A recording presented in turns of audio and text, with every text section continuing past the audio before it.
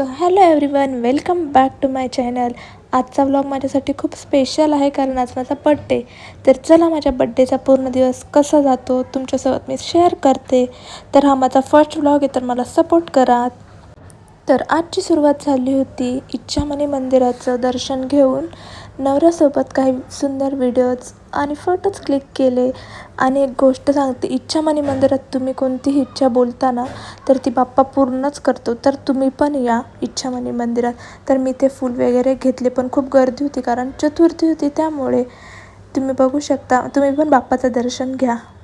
त्यानंतर दर्शन वगैरे घेतलं.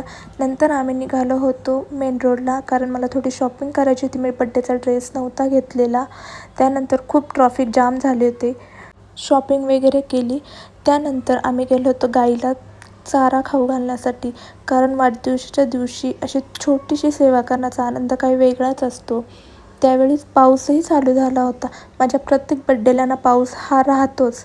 आणि तिथे खूप मोठा गोठा होता आणि बदकसुद्धा होते. आम्ही चारा खाऊ घालत होतो, पण मला भीती वाटत होती. तर माझ्या नवऱ्याने सगळ्या गायींना मस्त चारा खाऊ घातला आणि पूर्ण चारा खाऊ घातला होता. सगळ्या गायांना देत होता. तर तुम्हीही तुमचा बड्डे असला की तुमच्या पण मुलांचा बड्डे असला की तुम्हीही अशी थोडीशी सेवा करा. मनाला खूप छान वाटतं. आम्ही चारा खाऊ घालत होतो, तर त्या गायी पळत पळत येत होत्या का मला पण द्या, मला पण द्या. पण इथे माझ्या नवऱ्याला काहीच भीती वाटत नाही, कोण मारेल का काय, काहीच नाही. त्यानंतर माझा नवरा बोलला का तू पण खाऊ घाल चारा. त्यानंतर मी खाऊ घातला, पण मग मला भीतीच वाटत होती. मी त्या काकांना बोलत होती, काका मारणार तर नाही. ते काका बोलले बांधलेला आहे गाय. पण मनात एक भीतीच असते ना, का मारतील वगैरे. मग काका बोलले थांब, मी पण तुझ्यासोबत चारा खाऊ घालतो त्यांना. तर मी थोडासा चारा खाऊ घातला. त्यानंतर आम्ही गेलो बदकांच्या तिथे. ते बदकं खूप होते, खूप म्हणजे खूप होते. ते काका बोलले का बदक फक्त बाजरी वगैरे खाता. आणि तिथे ना घोड्यांची जोडी पण होते, पण तिथे खूप मारतात ते घोडे. ते काका बोलले तुम्ही जाऊ नका. आणि त्यांना इतकं छान जेवण असतं, हरभरे, रोज हरभरे देत. हा माझा बड्डेचा व्लॉग मी असा सुंदर आणि सिंपल पद्धतीने एन्जॉय केला. त्यानंतर तिथे बदक होते, तिथे गेलो आणि जोरात पाऊस चालू झाला होता, पण आम्हाला जायचं होतं त्यामुळे आम्ही गेलो. आणि इथे बैलांची जोडी पण इतकी सुंदर होती, पूर्ण व्हाईट व्हाईट होते. म्हणजे असे 4 गोठे होते ना, तिथे आम्ही सगळीकडे गेलो. आता हाच गोठा बाकी होता, या गोठ्याकडे पण गेलो. तिथे बघा तुम्हाला घोडा पण दिसेल एक. आणि मग आम्ही गेलो बदकांकडे. तर ते काका बोलले का थोडं थोडं टाका सगळीकडे. तर माझा नवरा सगळीकडे टाकत होता थोडं थोडं. आणि असे सुंदर बदकं होते, किती व्हाईट, शुभ्र शुभ्र, पांढरे शुभ्र होते आणि खात होते मस्त ते. आणि बाजरी खाऊ घातल्यानंतर त्यानंतर आम्ही तिथे पैसे वगैरे पे केले. पूर्ण ओलं झाल्यामुळे आम्ही निघालो घरी. घरी येऊन आराम वगैरे केला. त्यानंतर आम्ही रात्री तयारी केली. असा होता माझा आउटफिट. मम्मी पण इथे तयारी करत होत्या, पण मम्मी बोलल्या मी तोंड नाही दाखवणार. म्हटलं तुमचे केस तर दाखवा, केसांचं काय रहस्य ते सांगा आम्हाला पण. त्यानंतर इथे व्हिडिओज काढले मी. अशी होती माझी पूर्ण तयारी, तुम्ही बघू शकता. बड्डेचा दिवस म्हणजे खूप आनंद वगैरे राहतो. त्यानंतर मम्मींना बोलली का आपण दोघी पण व्हिडिओ काढू. जर तुम्हाला हा व्हिडिओ बघायचा असेल तर माझ्या इन्स्टाला जाऊन तुम्ही बघू शकता. तर सगळ्यांची तयारी वगैरे झाली होती, आम्हाला निघायचं होतं. तर मी यांना सगळ्यांना बोलत होते हाय करत, हे बाय करत होते.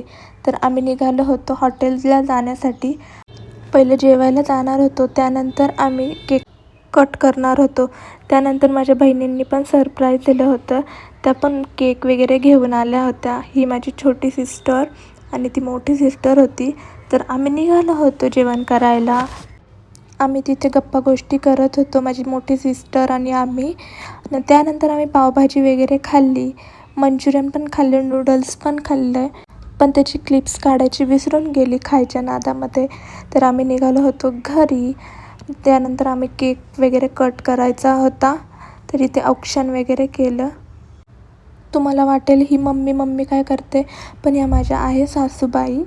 तर यांना वाटत होते का मी फोटोज काढताय, पण व्हिडिओ पण काढत होते आणि फोटोज वगैरे पण काढत होते. आणि ही माझी मोठी सिस्टर आहे, ती पण आली होती माझ्या बड्डेला. लहानपणी तर आम्ही खूप म्हणजे खूप मस्ती करायचो, भांडण वगैरे करायचो. पण आता खूप म्हणजे खूप जीव आहे, बोलू पण शकत नाही. ही आहे माझी सगळ्यात छोटी सिस्टर आहे. मी 2 नंबर आणि ही 3 नंबर आहे, पण ही सगळ्यात मोठी दिसते आणि मी सगळ्यात छोटी दिसते. आणि त्यानंतर तिने माझं ऑप्शन वगैरे केलं. आणि जर तुम्हाला तिचे व्लॉग्स व्हिडिओ वगैरे बघायचे असेल, तुम्ही मला DM करू शकता.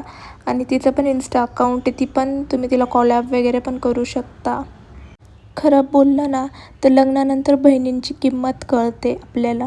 कारण आम्ही खूप मस्ती करायचो, हसायचो, आम्ही सोबत फिरायला जायचो, पण आता कुठंच फिरणं वगैरे होत नाही. आणि तुम्हाला एक गोष्ट सांगायची राहिली, माझ्या सासऱ्याने पण मला कपडे घेतले होते, त्यांनी पण मला पैसे दिले होते. ते बोलले तुला ड्रेस वगैरे घे. तर मी ड्रेस वगैरे पण घेतले. तर मी पप्पांना बोलवत होती, पण ते आलेच नाही.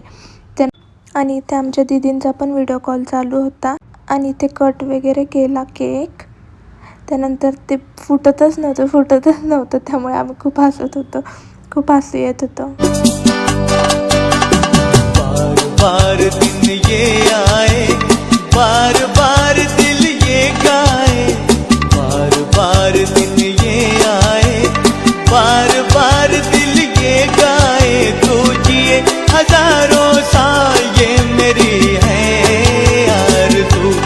Happy birthday to you, happy birthday. असा होता माझा सुंदर, साधा, आठवणीत राहणारा माझा बड्डे साजरा केला. Thank you so much. आणि रात्री 12 वाजता त्यांनी मला सरप्राईज दिला. हे बघायचं असेल तर व्हिडिओ लाईक करा, सबस्क्राईब करा. बाय.